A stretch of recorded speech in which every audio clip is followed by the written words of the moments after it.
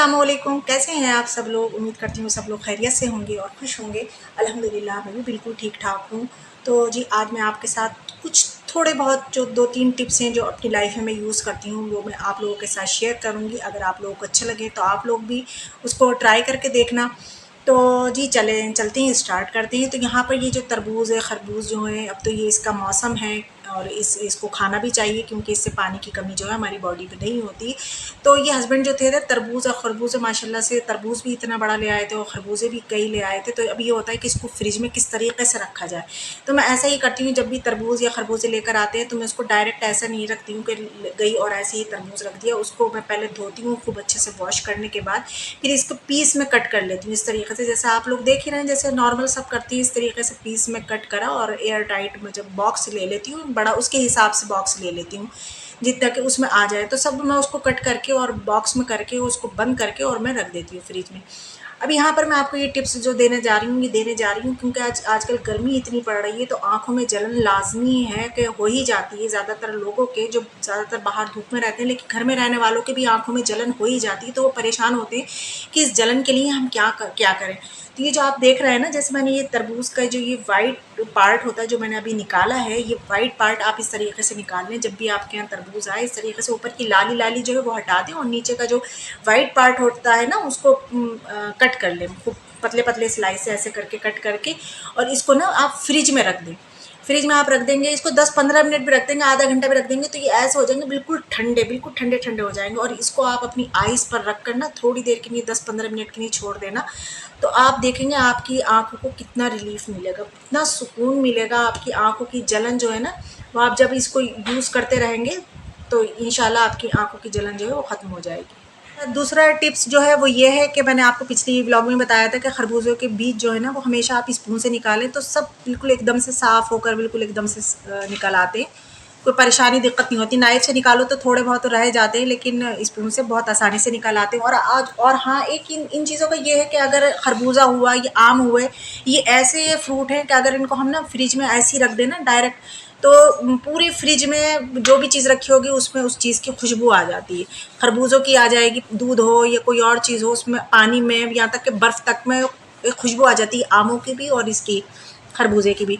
तो मैं खरबूजे को हमेशा यही करती हूँ, चाहे कितने हो, 2 हो, 3 हो, 4 हो, मैं उनको कट करती हूँ इस तरीके से और एयर टाइट बॉक्स में करा और मैंने रख दिया। इससे आसानी भी होती है अगर कोई अचानक से मेहमान भी आ जाए। तो आजकल मेहमानों के आगे भी अगर ये रख दें हम नाश्ते में तो कोई परेशानी की बात नहीं है, हर कोई खुशी-खुशी खा लेता है। तो मैं तो इस तरीके से करके फ्रिज में रख देती हूँ और आसानी होती है कि जब दिल चाहे निकालो और खा लो। तो मैंने तरबूज़ को भी पैक कर दिया फ्रिज में इस तरीके से और खरबूजे को भी पैक कर दिया। आप कोई स्मेल वगैरह, कुछ खुशबू वगैरह नहीं आएगी। और ये इधर मैंने खरबूजे का शेक बना के भी जग में करके रख दिया है ढककर इसको। इसकी भी कोई खुशबू जो है पूरे फ्रिज में नहीं जाएगी। तो ये जो टिप्स थे, ये थोड़े बहुत छोटे-मोटे से टिप्स थे, कोई ऐसे बड़े-बड़े तो नहीं थे। ख़ैर आप लोग भी करते होंगे, ख़ैर ऐसा है कि नहीं करते होंगे, ख़ैर ये उनके लिए है कि अब वही होता है कि व्लॉग में क्या बनाएँ। तो इधर मैंने बनाया था कोरमा मैंने रात में ही बना लिया था और रोटियाँ बस मुझे बनाना थी, तो इधर रोटियाँ बना रही थी। कोरमा मैंने कल शाम ही बना लिया था, शाम में ही। और पेड़ों का भी मैंने आप लोगों को बताया था कि पेड़ों को हमेशा ऐसे ढक कर ही रखें कपड़े से, इससे ना वो जो होते हैं पपड़ी सी जो आ जाती है, पपड़ाना जो कहते हैं, वो नहीं होंगे। और आटे के अंदर हमेशा अब जो है ना उसमें तेज़पात का जो पत्ता होता है वो डाल कर रखें क्योंकि लाज़मी अब तो कीड़ा लगना ही लगना है। चावलों में भी और आटे में भी ज़रूरी है कि कीड़ा ज़रूरी लग रहा है। तो अब ये जो है ये शाम का टाइम है, तो शाम के टाइम में ऐसा हुआ, मैंने सोचा चलें अब थोड़ी बहुत जो है ना क्लीनिंग भी कर लूँ क्योंकि आज मुझे ज़्यादा कोई काम नहीं था शाम में। और आज ज़रा मुझे गर्मी भी कम लग रही थी, लेकिन और दिनों के मुकाबले आज मुझे थोड़ी गर्मी जो थी कम लग रही थी। तो मैंने कहा चलें, थोड़े बहुत बर्तन थे वो मैंने वॉश कर लिए थे और फिर मैंने सोचा चलें थोड़ी सी डीप क्लीनिंग जो है अपने किचन की। 2 कैबिनेट तो मैं कर चुकी थी नीचे के, अब ये बाकी के और रह गए थे, तो मैंने कहा चलें आज इनको भी निपटा ही लेती हूँ। तो मैंने कहा चलें, और ये फिर सोचा कि आप लोगों के साथ भी शेयर कर देती हूँ। तो बस वही करने लगी थी। थोड़ी बहुत तो नहीं, अच्छी खासी, क्योंकि इसके अंदर एक तो ये है कि इसमें मतलब बहुत परेशानी होती है इसमें साफ़ सफाई करने में। नॉर्मल से जो कैबिनेट हो, बस कैबिनेट हो, उसके अंदर कोई जो शेल्फ वगैरह होते हैं वो हों तो कोई उसमें दिक्कत, इतनी परेशानी होती है। इन चीज़ों में बहुत परेशानी होती है। ये एक्सेसरीज जो होती है ना, इनको निकालना, कुछ तो निकल आती हैं, कुछ नहीं निकल पाती हैं, कुछ फिक्स होती हैं उसके अंदर। तो इसकी जो अंदर की जो डीप क्लीनिंग करना है ना वो बहुत ही मुश्किल होती है। जिसके इस तरीके की किचन होगी वो समझ सकता है कि मैं क्या कहना चाह रही हूँ। तो अंदर बहुत ज़्यादा डस्ट हो चुकी थी। तो ये जो आप देख रहे हैं ये जो था ये टूट चुका था, तो मैंने कहा चलें इसी के ज़रिए अब मैंने इसको इसी तरीके इसके लिए बना लिया है कि मैं इसी से जो कूड़ा जो है वो उठा लूँगी जो भी अंदर है। पहले तो इस अंदर के जो भी जाले वाले मुझे दिख रहे थे मैंने सब जाले साफ़ करे, इसको निकाल लिया। ये बहुत भारी है, बहुत ही भारी है बस निकाल लेती हूँ, बड़ी मुश्किल से निकलता है। तो खैर मैंने निकाला, फिर इसको ब्रश से खूब पहले तो सारे जाले साफ़ करे, फिर ब्रश से सब सफाई कर रही हूँ।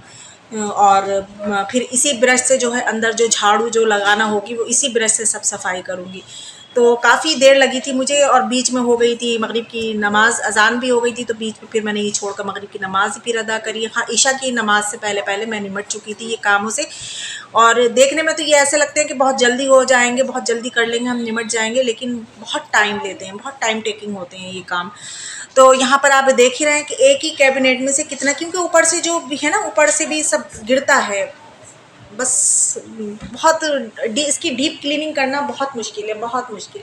जो नॉर्मल से कैबिनेट होते हैं, फिर मैं वही कहूँगी, जो नॉर्मल से कैबिनेट होते हैं वो फिर बहुत आसानी है कि सारा सामान निकालो कर लो। अब देखिए मैं लगाने की कोशिश कर रही हूँ इसको, क्योंकि कभी तो एकदम से लग जाता है। खैर मैंने जो हमारे कारपेंटर है मैंने उनसे पूछ लिया था, तो उन्होंने मुझे बता दिया था कि भाभी आप इस तरीके से निकाल लिया करें, इस तरीके से लगा दिया करें। जब से वो बता कर गए हैं तो खैर मैं करती हूँ, लेकिन फिर भी उसके ऊपर भी कभी कभी मुझे दिक्कत का सामना करना पड़ता है। खैर मैंने अब इसको लगा ही दिया है।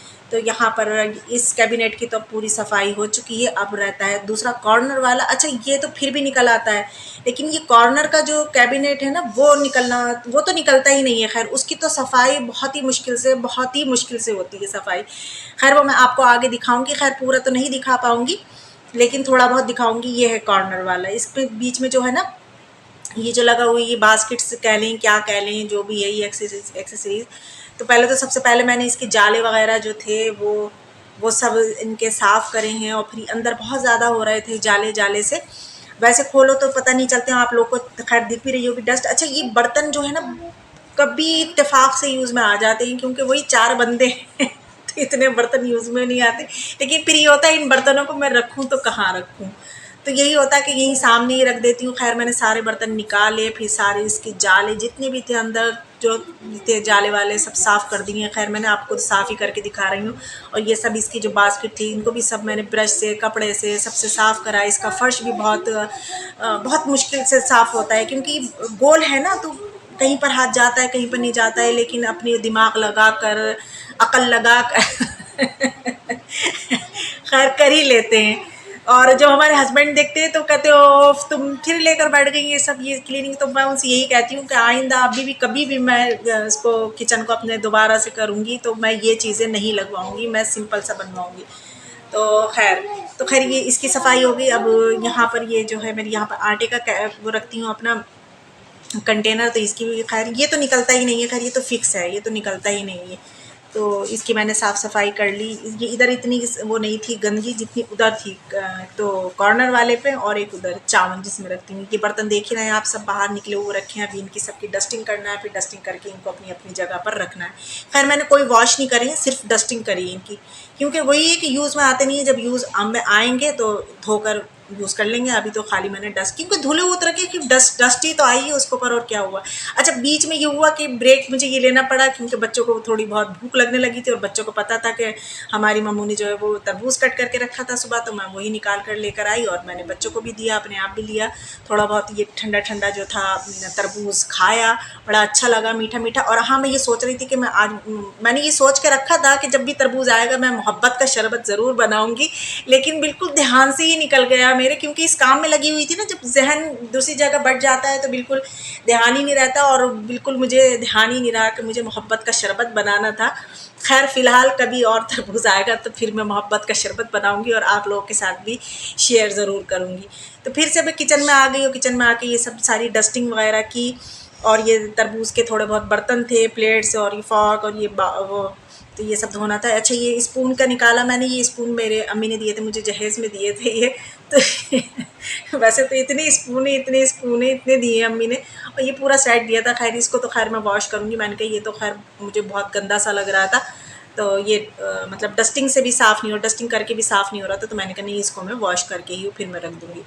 तो फिर ये सब करा, फिर फ़र्श पर जितनी भी डस्ट वगैरह थी, जितना भी कूड़ा था, उसको सब बस इस ब्रश से ही मैंने समेट लिया। खैर कोई पोछा वगैरह नहीं लगाया, सिर्फ खाली मैंने इस ब्रश से ही सब कुछ उठा लिया था, यही सोच कर कि सुबह को तो पोछा पोछा लगेगा ही।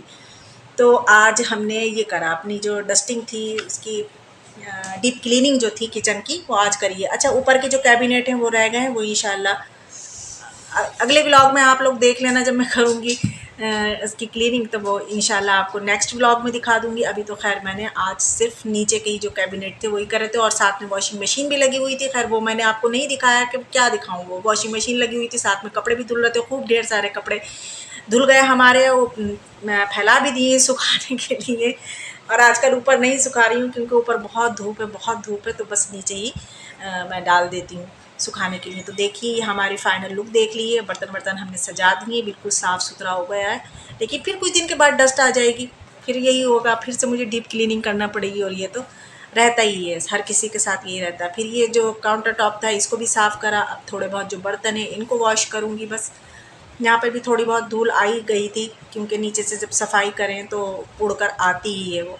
फिर प्यास लगने लगी तो पानी भी ज़रूरी था पीना, तो एक कटोरा भर के मैंने बैठकर पहले पानी पिया, ये सब काम करने के बाद फिर पानी पीने के बाद फिर मैंने बर्तन वॉश करे, बर्तन वॉश करके बस फिर मैं निमट गई थी। तो आप लोग देख ही सकते हैं बर्तन भी पड़े हुए हैं, इधर ब्रश भी पड़ा हुआ है, तो ब्रश भी धोकर मैं यहीं रख दूँगी। तो यहाँ पर ये जो मैंने जो इसका स्टैंड था इसको खूब धोया, और ये जो आप स्पून देख रहे हैं ना, स्पून की बीच में आप देखेंगे ऊपर जो कुंडा सा जो हैंग करने का है, वहाँ की सफाई सही से नहीं हो पा रही थी, तो वो मैंने ब्रश मेरे पास रखा रहता है, उस ब्रश से मैंने उसकी सफाई करी थी। खैर वो नहीं दिखा पाई, खैर बहुत देर लंबा हो जाता फिर, तो बस यही मैंने छोटा सा जो था ये छोटा सा तो नहीं, खैर काफ़ी बड़ा हो गया है व्लॉग तो अच्छा, आप लोग बिल्कुल ना तो लाइक कर रहे हैं ना कमेंट्स कर रहे हैं, क्यों, क्या बात, कोई मेरी बात बुरी लग गई या मेरा व्लॉग अच्छे नहीं लगते हैं आप लोगों को? तो खैर मैं इसी उम्मीद के साथ बनाती हूँ कि आप लोगों को मेरे व्लॉग अच्छे लगें, आप लाइक करें, कमेंट्स करें। तो खैर लाइक और कमेंट्स बहुत कम आ रहे हैं, तो खैर ऐसा होना नहीं चाहिए। इस व्लॉग पर मैं चाहती हूँ ज़्यादा से ज़्यादा लाइक आएँ और कमेंट्स भी आएँ, तो आगे मेरा फिर दिल चाहेगा मैं आगे और व्लॉग बनाऊँ आप लोगों के लिए। तो बस यही था मेरा ब्लॉग, अगर अच्छा लगा हो तो लाइक ज़रूर कर देना, कमेंट्स में ज़रूर बताना कि कैसा लगा। चलती हूँ फिर मैं, मुझे रखना दुआओं में याद, मैं रखूँगी आपको अपनी दुआओं में याद। फिर मिलूँगी आप लोगों से नेक्स्ट ब्लॉग में किसी नई रूटीन के साथ। चलती हूँ, अल्लाह हाफिज़।